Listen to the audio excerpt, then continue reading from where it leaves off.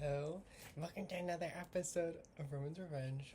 I don't have a mic today, but I'm low-key kind of loud, I presume.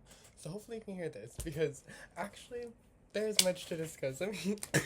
Oh, let me get up close and personal, because we actually do have a lot to discuss today. Because, first of all, I need to catch y'all up about what's been going on in my life, because I have much to say about that.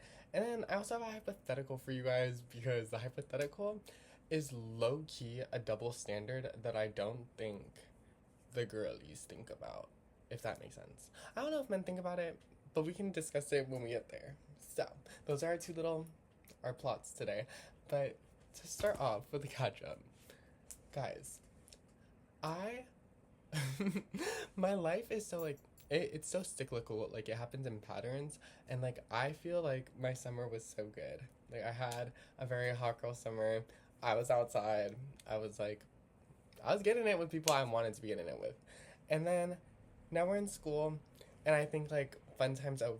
Like, the main one ended in September, and then another one ended last week. And it's chill, and I'm gonna keep going. But it's chill for sure. But another one also kind of ended because, like, guys, it is so fun to have a crush. And I had a little work crush, and God forbid, like, I was kind of like, it's cute to be delululala, but, like, I kind of, like, if I have an opportunity, why not take the opportunity, you know? And so, like, I know that he knows, and that it's not, like, gonna happen. I was disillusioned, which is chill. Because, like, God forbid, I thought I had a chance for a second, but then when I found out I didn't have a chance, I was like, you know what?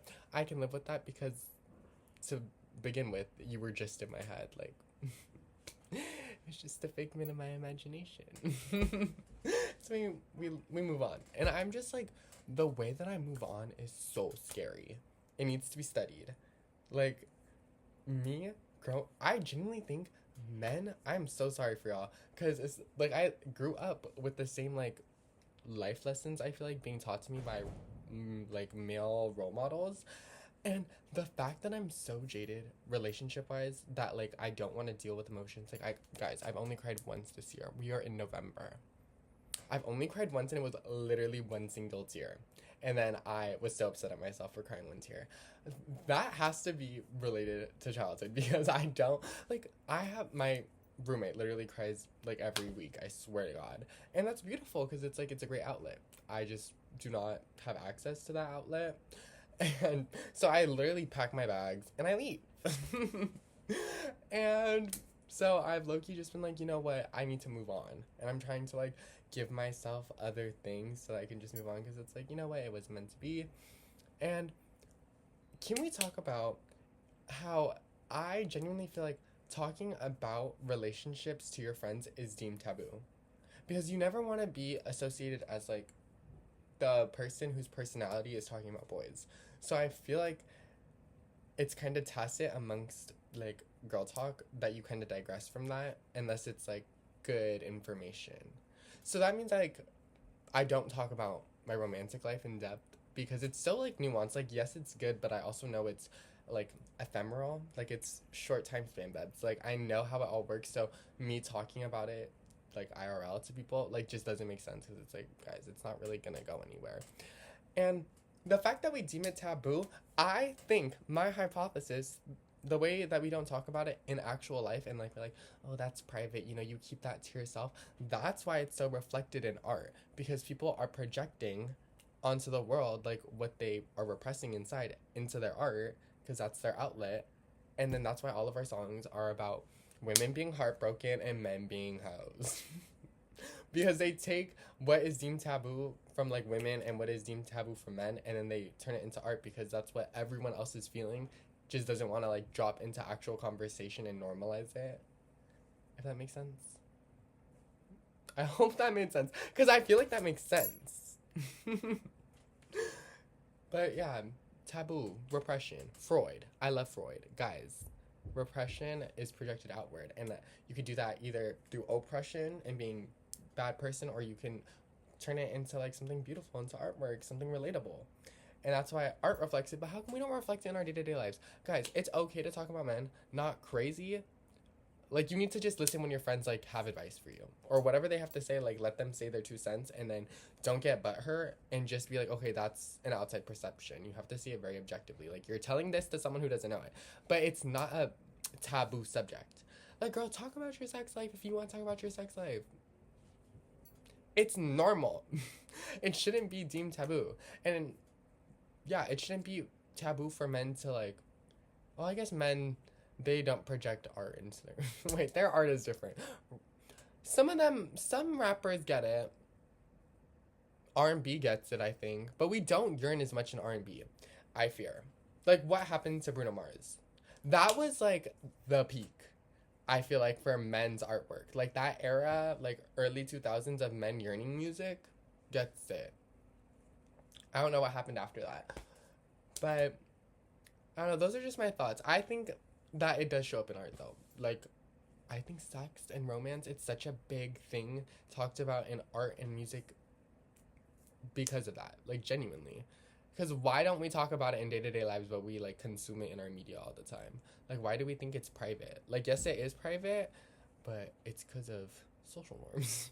And it doesn't need to be private, and it's okay to talk about it. Like, I feel like those things affect everyone so, like, deeply. Those are, like, your some most intimate emotions, and they don't even feel like they can share it. Like, oh, girl, share with the class. So those are my 2 cents on that.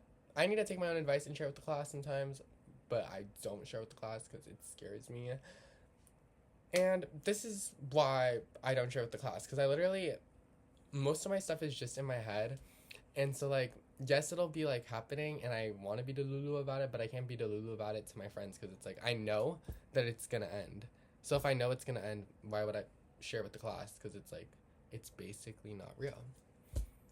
And I fear I just share with the class too much sometimes. And then, yeah.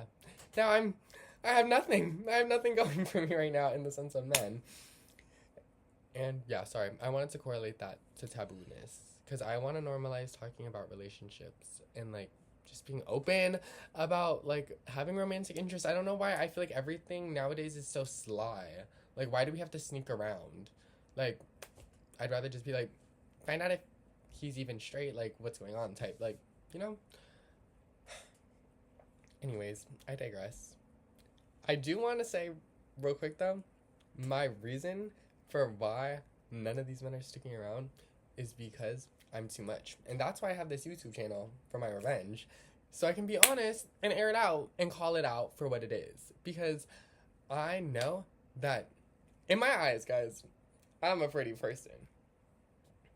But because I'm a pretty person, it gets overlooked, like, how much actually, like, goes on in my head. Like, guys, I'm striving to have a triple major. Like, I have, like, aspirations, and I'm low-key, like, I've been through a lot, so I have a lot to say. And I feel like once they realize that I'm, like, a real person, and I'm, like, pretty transparent with that from the beginning, like, I try to be funny, like, about, like, my humor is, like, me coping, so my humor can be dark sometimes.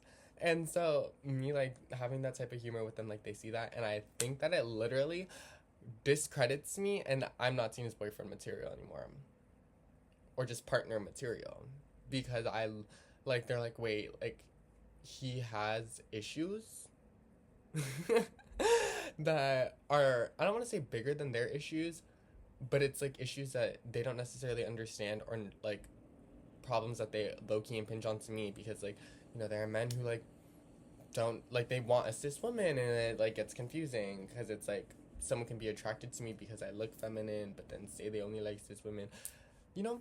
Like, there's problems with that already, because that's the box, or, like, that's the dynamic I usually have going. So, it's confusing all around, and I just realized that's why I'm not getting into a relationship. It's because I'm easier kept as a clandestine meeting. Because if you just keep me a secret, then it's, like, you can kind of have your, like, own little paradise with me when you're with me, but then when you're not with me, it's, like, you know, your life isn't super shifted. But if you were to actually get with me on a day-to-day, like, I have problems, and I'm gonna want to talk about them. And low-key, I'm, like, I am a cheery person, but, like, there would be more obstacles for said relationship, and I think that's a big turn off for people, because they don't want to put in the work. And I think that, like, yes, I'm pretty, but I ain't a 10 out of 10, bitch. Like, we know that. So it's like, they're not willing to put in all the effort because it's like, well, they can, like, find someone else. And someone else that's, like, you know, easier, like a cis woman, or, you know, it's interesting. And, sorry, last thing before I move into the hypothetical that we can all discuss. But my last thing is, wait, guys, I was trying to thought. Wait. Oh, okay. My last thing is I heard on Instagram Reels, and it made me think. It said, like, gay guys go for gay guys, but they don't go for lady boys, if that makes sense. It's like straight guys go for lady boys, gay guys go for gay guys. Like, along the gray area that is gender and sexuality, like how they get conflated so often, once you cross a certain threshold, you're kind of not seen as a gay man anymore. You've kind of, like, moved into, like, androgyny and non-binary. And I think that's kind of what's going on with me, in the sense, like, I'm, like, so feminine perceiving that, like, I can get mistaken as she. And honestly, like, I've been talking about that. Like, I get it. And I'm also realizing I think that's why, another reason why, like, I'm not in a relationship is because gay guys don't even see me as a guy, I feel like. Because I'm so, like, girly pop. And then, like, Lowkey so girly pop that instead of being, like, I feel like two gay men are handsome. I feel like I'm low-key pretty, and so I would get with a handsome man. But then because I think gay men want too handsome, they don't want me because I strive to be pretty. You know? I don't know if that's how that works, but that's kind of how my brain thinks about it. So yeah, I'm kind of like, straight men like me more than gay men. We have lost the plot. I don't know. Food for thought. y'all think about that. But moving on from that into my big hypothetical question, because guys, this is a double standard that I, like, had just thought of, because me and my coworker were talking about if, like, why we would want the ability to read minds, and I thought of this: if I had the ability to read minds, and then I would be able to know from the get-go if someone finds me physically attractive. Like, I would read their mind and be like, okay, you find me attractive, you know? But what would we do if we, like, found out that our partner didn't get with us because of physical attraction? Like, it was our personality that captivated them. Like, would we want to know that? Because I think, this sounds bad, but, like, me and my friends, like, sometimes we're like, you know what, we'll take, like, an uglier guy if he has the right personality. God forbid. What would we do if we found out that we were the ones that, like, they, in their head, they're like, like, I'm better, like, looking, but their personality makes them worth it? Like, if we found that out about ourselves, how are we coping with that? You know? Would you be offended? Would you be like, hey, like, I'm a personality higher, like, exuberant? Like, just think about that. Because in my eyes, at first, I was, like, a little adverse to the thought, like, oh, hell no, like, really? You're not physically attracted to this? Like, that would be my, like, original reaction. But I also thought about it, and I kind of prefer it. Because I think, I want to be maybe deemed objectively attractive. Like, I don't want them to be like, I'm ugly. Maybe they could just be like, oh, they're not my type. I would take that. I want that response. Like, they'd be like, you weren't my type, and then I, like, got to know your personality. And then I was like, oh, yes, like, yes, on that part, heavy on it. And that I would take. But if I found out that I was, like, my man considered me ugly and was, like, or not, yeah, like, average, like, really, like, just mid to him. And then he was like, oh, like, I got with you because you're a personality. Like, I love it. Like, I feel like we can help each other grow. I mean, I don't know. That, like, makes you really question, like, how superficial you are. But I want my man to praise me. Low key. Like, the ground I walk on, bitch, it's Palm Sunday every day. Lay down them palms for me to walk on, because bejesus is upon you. I don't know. I'd be pissed to find out otherwise. but I guess it is kind of nice under certain circumstances. If that makes sense. But yeah, that was just my hypothetical. Like, what would you do? And Lowkey, drop your answer down below. Like, would y'all be mad? Because I think there's pros and there's cons. But let me know. And that's all I have to say. If you guys have anything you would like to see me post about or talk less about, like, will I probably, like, still talk about it briefly? Just a little bit, because I run this. And but I still want to do things that you guys would like to hear. So, chat, let me know. I need to do a makeup tutorial, because I have a friend that is like, just drop it. And I'm like, girl, y'all think I could do it? I want to do a little day in my life for y'all. Trust. But, yeah, guys, that's it. I hope everyone is doing good, and your Thanksgiving month that you're just feeling grateful, because I'm realizing I need to be more grateful of, like, myself on the low. Like, guys, we need to be grateful that we've made it this fucking far. Like, if you're still enduring, girl, life is not easy. Especially if you are probably one of my viewers, because that means you're, like, most likely a woman. Guys, it's rough.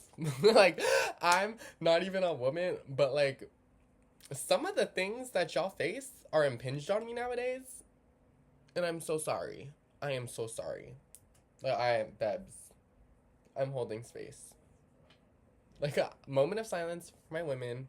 Because, period, I'm rooting for all of you guys. And who runs the world? Girls, right? And any other marginalized community. Races. Like, any of my people of color, y'all get it. So, thank you. Any of my queer people, anyone who's in the... Like, there are just so many things that I'm like, guys, if you experience some sort of marginalization, some form of ostracization, I feel for you, and I hold space for you, and I hope that you guys can kind of relate. And that's all. I hope you guys have a beautiful, thankful November. And I'm thankful for Jews.